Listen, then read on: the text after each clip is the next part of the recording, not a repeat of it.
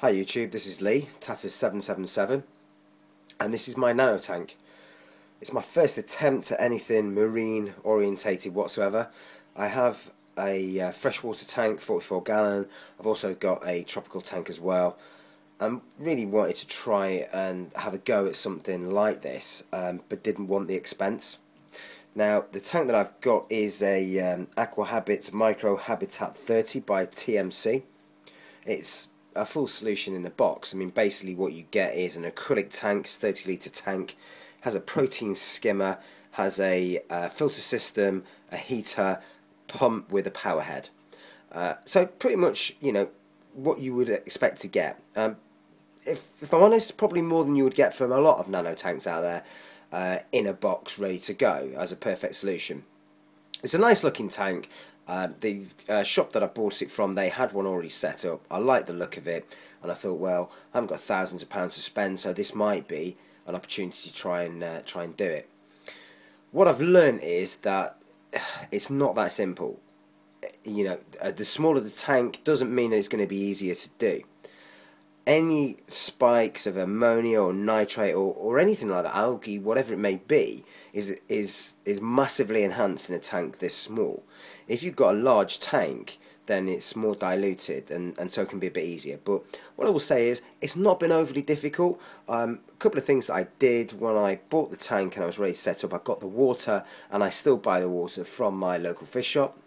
They also, they gave me, before I set it up, they gave me some biological media directly from their already up and running cycled tank, which I put in between the sponges, and I'll show you how the tank's actually set up in a moment. It's quite a pretty thing. It's got an LED light system. It's called an Aqua Ray light system. It has a pump that pumps 600 litres per hour with a power head, and I made a couple of modifications just to make it a little bit better myself. So if we move on to the tank itself, you'll see some little bits of white floating about. That's I added some killer for the cyano. Cyano is a red slimy algae, and I'll be able to tell you the name of it. Just bear with me one moment while I find the box for it.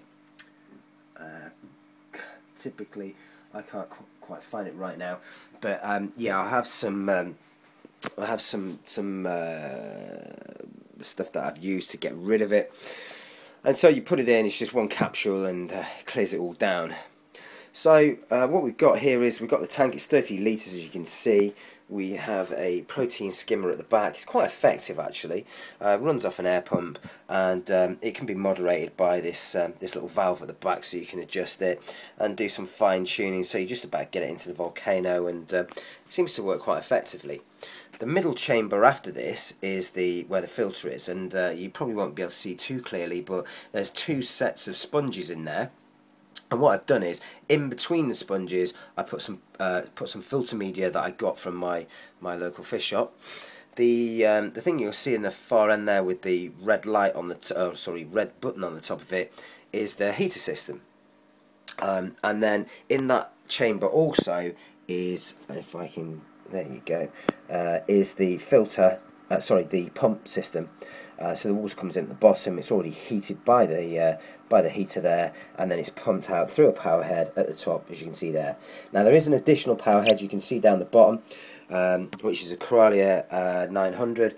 I added that just to give it a little bit more movement. Having read a few things, it is fine as it is, but I just thought, you know, put that behind the live rock, just give a bit more movement overall, and it seems to work pretty well. Everything seems to be pretty happy. I've got a little bit of green algae you can see just around this area here, and there's a little tiny bit of Aptasia there. Aptasia is the bane of everybody's life. It's the commonly known glass anemone. Can be removed very easily with Aptasia X, which you literally just squirt onto the anemone, and that gets rid of it. I did have a couple of bits and pieces from the live rock, and they cleared down very quickly. You can see just down here I've got a cleaner shrimp. He's pretty happy. seems to be doing his own thing. And then I also have a clownfish, as you can also see. Now, a clownfish, to be fair, is a little bit too big for this type of tank, but my plan is to move into this tank that you can see at the side here, which is my 44 gallon tank, and I'm going to move into that and put the fish in there. So the fancy goldfish are going to be moved and rehoused. So this will be the main tank, and I'll shift everything over. So hence, that's why I've put the little guy in there for the time being. But I wouldn't recommend putting something that big in for a long-term thing. The sort of fish you can put in here, from what I'm told, are things like blennies and things like that, but they tend to hide and they burrow, and you don't tend to see them towards the front of the tank. And I thought, well, you know what, if I'm going to have this tank for a few months or whatever, then I might as well have something that I can see. It doesn't seem that the biological load, i.e. him excreting and things like that, don't seem to be causing me any issues. I do check everything on a daily basis, which I use this down here, which you will see in a second, is a saltwater master test kit. Sorry about this, guys. There you go, a saltwater master test kit. I use this to test all my levels. They're like 30 quid, something like that. That's sterling. They're worth every single penny. And I also have a refractometer, which is this here, just to make sure that the salinity of my tank is spot on, really. Now, bearing in mind that I get my water anyway from my fish shop. I do top up, so you do need RO water to do that.